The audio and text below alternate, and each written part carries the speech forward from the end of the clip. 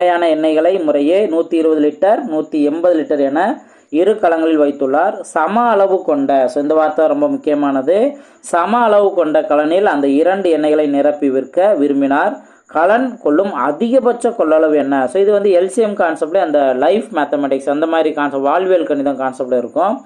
இந்த சம அளவு, அதிகபட்ச கொள்ளளவு, இந்த மாதிரி வார்த்தை வந்து அப்படின்னாவே கொடுத்துருக்க நம்பருக்கு HCF கண்டுபிடிக்கணும். ஓகே, ஹையஸ்ட் காமன் ஃபேக்டர், அப்போ தான் மீதி இல்லாமல் வரும். ஓகேவா?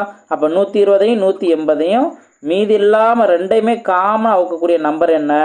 நீங்கள் ஃபஸ்ட்டு 10ஆல் நீங்கள் டிவைட் பண்ணீங்க அப்படின்னாலும் இங்கே 12 வரும், இங்கே 18 வரும். நெக்ஸ்ட் என்ன பண்ணலாம்? மிகப்பெரிய நம்பர் 6ஆல் டிவைட் ஆகும். அப்போது இங்கே 2 3 வரும். இதுக்கப்புறம் இது காமனாலாம் டிவைட் ஆகாது. அப்போ HCF என்ன? 10 × 6 60 அப்படிங்கிறதா இதற்கான சரியான ஆன்சர். நெக்ஸ்ட் கொஸ்டின் பார்ப்போம். 17வது கொஸ்டின் பாருங்க. 1 cube plus 2 cube plus 3 cube plus அன்சோவான் plus K cube equal to 72,900 எனில் 1 + 2 + 3 + அன்சோவான் ப்ளஸ் K மதிப்பு என்ன அப்படின்னு கொஸ்டின் கேட்டிருக்காங்க. இது ஆக்சுவலாக வந்து எப்படி இருக்குது? இயலெண்களின் கணங்களின் கூடுதல், கணங்கள்னா அந்த கியூப் வேல்யூ, கணங்களின் கூடுதல். இங்கே என்ன பண்ணால் இயலெண்களின் கூடுதல்.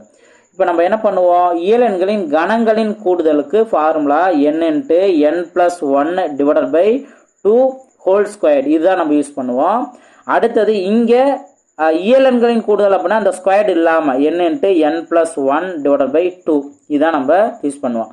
இப்போ என்ன பண்ணிட்டாங்க அப்படின்னா இந்த கணங்களின் கூடுதல், இந்த வேல்யூ, இதோட வேல்யூ இங்கே கொடுத்துட்டாங்க.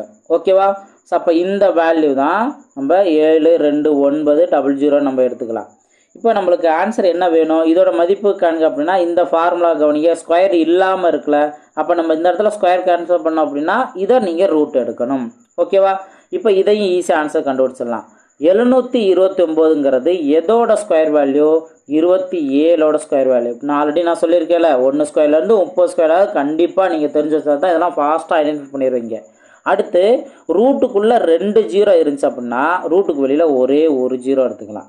அப்போ 270 தான் அதற்கான ஆன்சர். ஆப்ஷன் சி தான் அதற்கான சரியான ஆன்சர். புரிஞ்சுங்களா?